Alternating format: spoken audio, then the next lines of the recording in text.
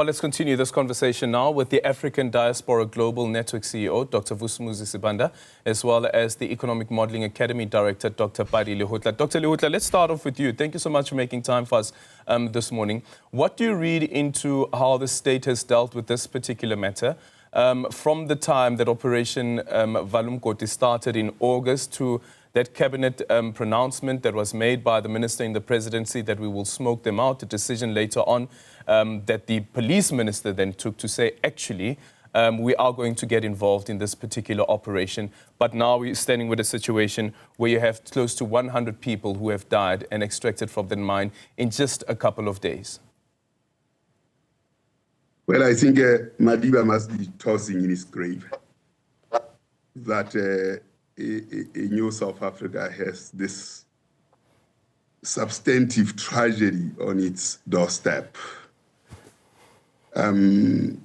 We've seen many other tragedies, like the people who died of cholera in Hammanskraal. We have seen children in Inyobeni dying in a nightclub. We have seen trucks ending lives of children in Pongola, heading to Walvis Bay, not Walvis Bay, but Richards Bay to deposit coal at the height of a pandemic. So that there are people who died in the mines bear similarities to all these other tragedies.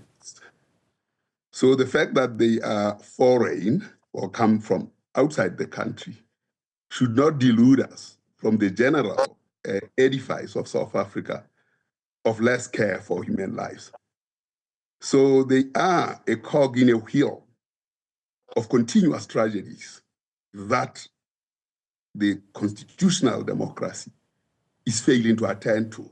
Komape dying in a cesspool, in a pit latrine, and the government having to be forced to atone to faults, Tatani being killed for asking that there must be service provision. So all these things cannot be taken out of that context of a constitutional democracy that is showing signs of being callous. So when the minister said we'll smoke them out, it suggests to us that there is a posture of the constitutional democracy, at least in name, leaving not the principles of that constitutional democracy. Now coming to your question specifically, certainly people coming out of the mines emaciated and dying at the hands of the government, and not, I mean, this should have been managed differently, particularly in the context of the history of mining industry that we know. Particularly in the context of specific rules and laws that say the mines, when they come to the end of their lives, they have to be treated in a particular way, and funds have to be made available for that to happen. Instead, these mines have not been treated that way. So the question is, who actually bears, therefore, the cardinal sin? Abandoning the mines as they are, dangerous to anybody, including in Johannesburg, acid water in the mines and so on. All those things show who the cardinal sin, where the cardinal sin sits. It sits in government. So this tragic, actually tragic, very, very tragic, given the participation of people from Mozambique and the Eastern Cape Transkei in these mines for almost 3 to 3 centuries, or there are 2 centuries, shows that their lives are worthless, and they've been worthless ever since then to now. They're worthless ever since now, until now. The argument that some people bring to the fore, and I'll bring Dr. Sibanda into this just after your answer to this, Dr. Lehohla, is that on one end, the state has responsibility to ensure that there is safety and security and enforcing the laws of the country. The argument from some people is that these were already individuals that were breaking the law, some of them undocumented nationals that have come into the country and continue to break the law by going underground, unlawfully so. What else is it that was expected of the police to do and not continue with its operation to try and make sure that they deal with illegal mining in the country? Your response to that, and then we'll get Dr. Sibanda's take on it. Well, there are laws and there are laws. When conditions of hunger and starvation ravage the countries that have participated and built this economy, the matter of law is there, but the matter of justice is there too. Weighing the two, certainly justice comes heavier. The moral arc of justice takes precedence over matters of law. And I've indicated how traps have been laid by not doing what the law says in the first instance. And then people being attracted to those areas where the law has failed. So it cannot be that the easy victims in the value chain of destruction that characterizes our society, as I've sketched what has happened in the country, that what is happening in the mining environment is not anything different from what is happening in the broad social edifice that defies constitutional democracy as envisaged in the Constitution of South Africa. Okay. Dr. Sibanda, a very good morning to you as well. Your take on that issue in relation to the argument that has been put forward that the mere entry of these individuals, specifically considering that the majority of them are foreign nationals, undocumented foreign nationals at that, is that their presence in the country was already unlawful, but they went on to continue to break the laws of the country. Good morning and good morning to the viewers, Adrian. Look, I will concur with what the doctor has just said. And I think the most important thing is to realize that the Constitution of South Africa holds life as sacrosanct. And that is why the right to life has made it possible for the death sentence, basically to be abolished, for the mere fact that no one is allowed, to take another person's life. Now, the position that we saw, or we heard the minister and the president actually, assuming that they're going to be smoked out, is actually a continuation of the atrocities that are being done by the government through the police and the military. If you'll remember, just a couple of months back, we had a similar situation in Stilfontein Springs, where the police and the soldiers practically, poured fuel, in a swamp, where these Zamazamas had run away from the police to try and find sanctuary. And 7 people died, from that particular incident.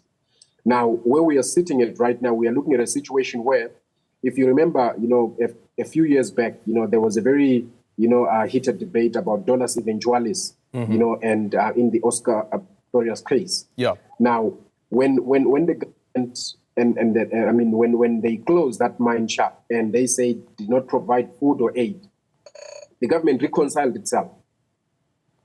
Whoever acted on behalf of government reconciled, themselves with the fact that, people are going to die as a result of their actions. So there is absolutely no way that, we could be taking away this death and saying it's something tragic or not. It is willed, deliberately willed, simply because maybe they are foreigners, they don't have enough rights or whatever the case might be. But this is deliberately willed and it must be looked at in that particular way. And responsibility is definitely at the doorsteps of government, and government should be held accountable. Now, I know that that is the first leg of that whole situation. But of course, we've got to look at the broader picture, of this situation, why we have got 18-year-olds. I looked at that provisional list that's sent out there. There is about 5 18-year-olds. I think 4 19-year-olds. It starts from list number 34, going a little bit down there. I didn't see the first part. And about 2 20-year-olds. You're looking at children that are coming into South Africa because of the economic conditions that are prevailing in the neighboring countries, where we have got regional bodies like the SADC, the AU. We've got chaos that is ensuing in Mozambique. We've got shambolic elections that took place in Zimbabwe, it has become a norm. And all these countries in the SADC, the leaders have basically ignored, to deal with this situation, to ensure that the plight of the ordinary people is basically, looked at. If you look at these Zamazamas, these are people that, for example, in Zimbabwe, you've got these people called the Magorokozas. It is legal in Zimbabwe to go about mining and digging gold all over the shore. And considering the lack of education and, of the bulk of these people, a lot of them just believe that, going around, finding, gold, there's nothing wrong with that. And I think what the doc has also said just now is the mines, once they are disused, there is a need, there is a responsibility upon government and its various departments, environmental affairs, to ensure that the disused mines are treated and dealt with appropriately so that they don't become a hazard or a danger, to anyone in future. Has that taken place? Has there been rehabilitation of the land and ensuring that nobody's going to find themselves in there? That has not happened. It has been left as the manholes that we see in the country, and people are dying in there. But that's also not true, Dr. Sibanda. Some of those mines that have been sealed have been blasted over, or opened rather, by the very same illegal miners. So there has been the attempt at least at rehabilitation that has taken place. Maybe the argument could be that clearly it wasn't enough, but that has taken place. Well, I think you've rightly said so. The whole issue is, there comes the question of negligence and, like you're saying, not enough. Yeah. So when you are doing something, you want to make sure that it is done to the extent that it is sufficient. You just don't do something so that it's a look-alike or it's just an attempt. You must make sure that it's done to the extent. And remember, government has a responsibility, particularly to hold to account even those multinationals, that were mining in those places, to ensure that, the rehabilitation. No, it's not even supposed to be directly the government's response, but the government must then ensure that those that have mined have done what is adequate. So it's not supposed to be government providing, the funding to do that. So you can see there is negligence, or people are either paid so that, the people that are supposed to do what they're supposed to do, they don't do it because it costs them money. Yep. And that is why I'm saying all this ultimately lies at government's doorstep. Okay, Dr. Lehohla, the government is saying that Operation Valumkoti would not stop. They will continue with Operation Valumkoti. I don't know, maybe perhaps there'll be a change in the tactic that they were using. I was speaking to the Deputy Minister of Police the other day, and she flatly denied that government strategy was actually to block food from going down underground. And I told her that actually that was the strategy. But this is where we stand currently. What should now happen going forward to make sure that the country doesn't find itself in such a situation? And of course, we know flowing from this is probably going to be lawsuits against the state. Well, as I said, this is a systemic problem. How do we make sure that people don't die from drinking water that is contaminated in Hammanskraal and other tragedies that continuously blight us? I suppose trying to be macho around this matter is not the right way to go. I think atonement to fault is important. We have to atone to something that has been done that is wrong. And the series of these have not been atoned to. I think this time around, the excuse is that they all are foreign.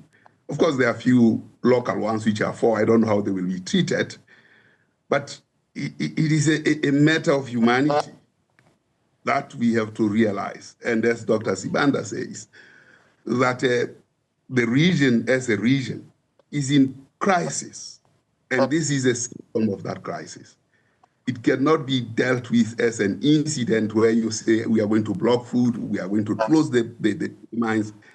It's a crisis of the economics, it's a crisis of the region that lies abandoned by the SADC structures, which have to look into this matter. Coming to a specific question of then the continued Operation Valumkoti that is not going to stop, I think there has to be a pause and a relook at what has happened. Obviously, the lawsuits are going to come and government will be found to have been at fault because there are several stages of negligence in that value chain. And therefore, what has to be done in terms of moving forward is really to seek justice around the mining industries themselves and seek justice for societies that have been working in those environments for the longest period of time. And the forward-looking justice is how do you deal with the economies of this region, which have so much potential. But the bosses of industry who are exploiting them continue to do so and have accommodated our leaders who have been conniving in this crime. And we have to, as society, have to look at that very, very carefully and stop this. It starts with South Africa, basically, because this has been the mining hub. All these countries around the region have helped to build the Joburg, built the Sandton, have built this, which is now disintegrating, unfortunately, as well. So it requires a different conceptual framework, but also practice. That is in the South African Constitution. And I think the South African Constitution lays the ground for actually handling this. Okay. So the practice has to follow to the letter the Constitution. Okay, Dr. Sibanda, your take on what should be happening next going forward. But what's the role of the embassies? And I guess the thing about the embassies is that the embassies would only come in after the fact, after the person has been arrested, after a decision to deport the individual. Well, yes, look, I think what we are saying is that insofar as, the notion of trying to cap illegal mining or the Zamazamas is concerned, government has got to do what it's got to do to try and enforce the law. But in enforcing the law, it should not then break the law. That is why even when somebody is held hostage, you don't see guns blazing coming in, to shoot, the hostage, taker or whatever the case might be. But everything is done sure that is done appropriately. There are adequate means of dealing with this particular issue of Zamazamas.